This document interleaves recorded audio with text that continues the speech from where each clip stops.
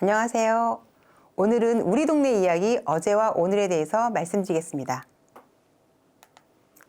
네, 저는 도현남이고요. 용산에 있는 용산 역사문화 사회적 협동조합에서 일하고 있습니다. 그리고 저는 지역화 교재와 또 학생들의 교육을 담당하고 있고요. 또 마을 구석구석을 돌아보면서 우리 마을을 소개하고 있습니다. 네, 용산에 대해서 말씀드리려고 하는데요. 전국에 용산이란 지명이 몇 개나 있을까요? 아마 수십 개가 넘을 것 같습니다. 지형 지물을 이용해서 마을의 이름을 짓는 경우가 많은데요. 특히 용산은 딱 이름에 나와 있죠. 네, 용산은 용의 산을 말하죠. 용을 닮은 산인데요. 어디에서부터 산이 시작했는지 한번 보실까요? 네, 이렇게 인왕산에서 시작된 산줄기가 효창원을 지나서 한강에 이르는 산의 모습이 용을 닮았다고 용산이라고 불렀습니다. 백제 기로왕 때 한강에 용이 나타났다는 기록이 있는데요. 아마 산세가 용을 닮아서 그런 기록이 나와 있지 않을까라는 생각이 드는데요. 또 산만 있는 게 아니라 용산에는 물도 있었습니다. 물의 길을 따라 보면요. 무악재에서 시작된 물줄기가 청파를 지나서 한강으로, 또 남산에서 시작된 물줄기와 둔지산에서 시작된 물줄기가 이렇게 모여서 한강에 이르고 있습니다. 이 하천이 바로 7.7km에 이르는 만초천이라고 부르는 곳이었어요. 이 만초천은 용산 팔경에도 나오는 만천해화라고, 만초천에서 개자비를 하는 불빛이 아주 장관이었다라고 말하고 있습니다. 그러면 만초천의 옛 사진들을 한번 잠깐 보실 텐데요. 우리 기억 속에도 아마 남아있는 흔적이 아닐까 싶습니다. 하지만 이 만초천은 지금은 복개되어서 그 흔적을 찾아볼 수 없는데요. 지금 용산공원에 약 300m 구간에 만초천의 지류가 남아있다고 합니다. 저희가 용산 철도를 기준으로 해서 서쪽을 옛 용산 지역이라고 말한다면은 철도 동쪽 편에는 둔지산이라고 불리던 곳이 있었습니다. 지금의 미군기지 부근인데요. 이곳과 또 한강진 유역을 합쳐가지고 옛 용산과 함께 지금의 용산 지역을 이루고 있습니다. 그렇다면 우리 동네 퀴즈를 내겠는데요. 용산구에는 몇 개의 행정동이 있을까요? 네, 여러분 아마 잘 아실 겁니다. 모두 16개의 행정동이 있습니다. 그리고 46개의 법정동이 있는데요. 이 법정동들은 옛부터 많은 사람들이 모여 살던 곳이고 또 저마다의 역사와 이야기를 간직하고 있는 곳이기도 합니다. 용산은 남산과 한강 사이에 있는 마을이었습니다. 조선이 한양으로 도읍을 옮긴 다음에 목멱대왕이라는 봉작을 내리고 남산을 아주 신성시했습니다. 그곳에서 벌채나 채석을 하지 못하게 했고요. 묘도 쓰지 못하게 했습니다.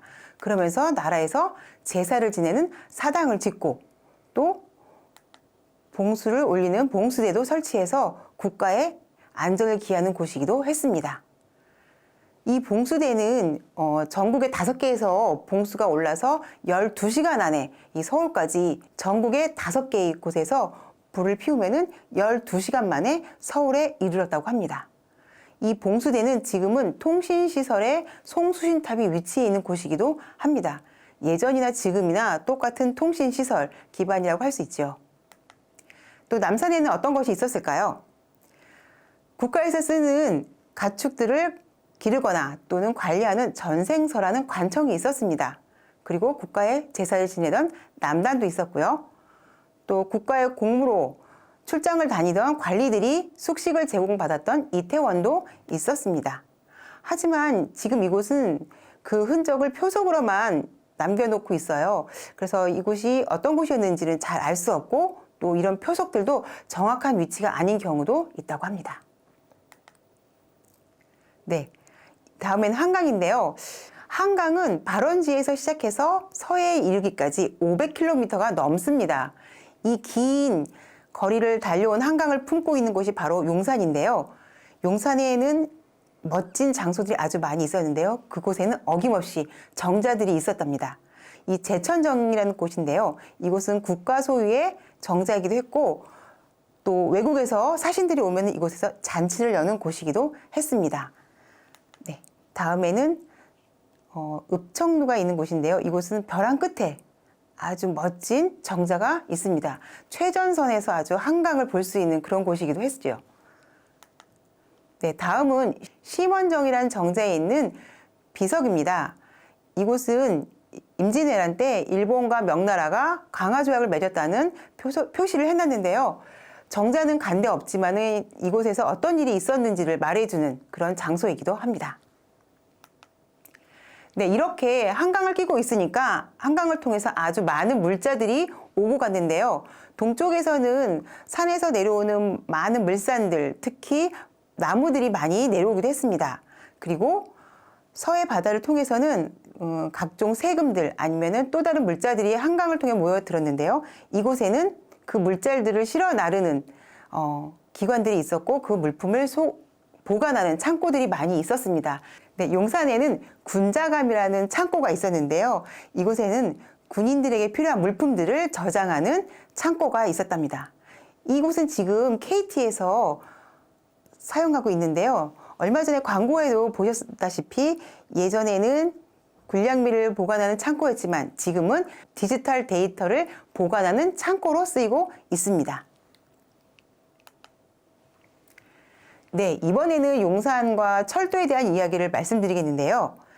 기차는 인간의 삶을 많이 바꾸어 놓았는데 가장 근대적인 산물이라고 볼 수 있습니다.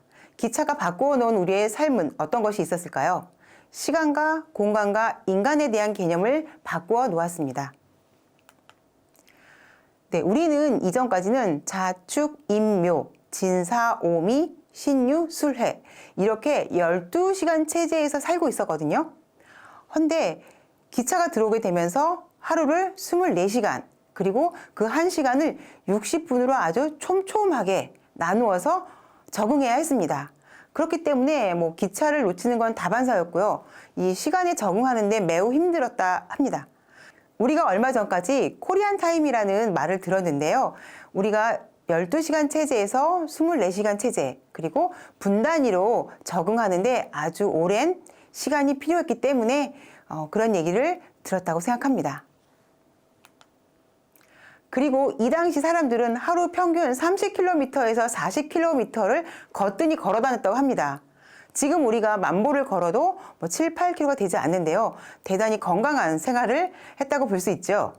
그리고 부산에서 서울까지 걸어서 15일, 또 인천에서 서울까지는 한나절이 걸렸다고 합니다. 하지만 기차를 타고 인천에서 노량진까지 1시간 40분밖에 걸리지 않았습니다. 정말 깜짝 놀랄 일이지 않습니까? 물론 여기 그 당시에는 7개밖에 없었지만 그래도 이렇게 공간 이동이 빠른 시간에 이루어질 수 있었다는 것들은 이 사람들에게는 아주 큰 놀라움이자 새로운 인식 변화이기도 했습니다. 네, 다음은 인간에 대한 변화인데요. 이 당시만 해도 신분 질서가 그대로 남아 있었고요. 남녀 유별이 존재했습니다. 하지만 기차라는 것은 내가 일정 요금만 지불하게 된다면은 같은 칸에 양반이든 상민이든 남자든 여자든 상관없이 탈 수 있었다고 합니다. 물론 처음 나왔던 전차는 그렇지 않았는데요. 이후부터는 모두 똑같은 요금을 지불하고 탈 수 있었습니다. 그래서 지방에서 많은 사람들이 구경을 오고 또 부녀자들도 많은 관심을 보였다고 합니다. 우리나라에는 철도가 놓인 게요, 1899년에 놓였습니다. 하지만 1년 뒤에 이 철도가 한강을 건너오게 됩니다.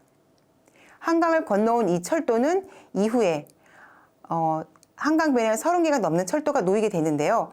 또한 용산의 모습을 다르게 변화시켰습니다. 이 철도가 한강을 건너오게 되면서 용산에 많은 변화를 가지고 오게 되는데요. 용산 주변에 철도 관련 시설들이 많이 들어오게 됩니다. 철도 공장은 물론이고 철도 관리국, 또 철도 회사들, 또 철도 학교, 철도 병원들, 그리고 여기서 일하는 사람들을 위한 철도 관사도 많이 지어지게 됩니다. 철도 관사의 흔적은 아직도 용산역 주변에 많이 남아 있습니다. 그리고 이것은 구 용산철도병원인데요. 이 용산철도병원은 앞으로는 용산 역사박물관으로 다시 만들어질 예정이기도 합니다.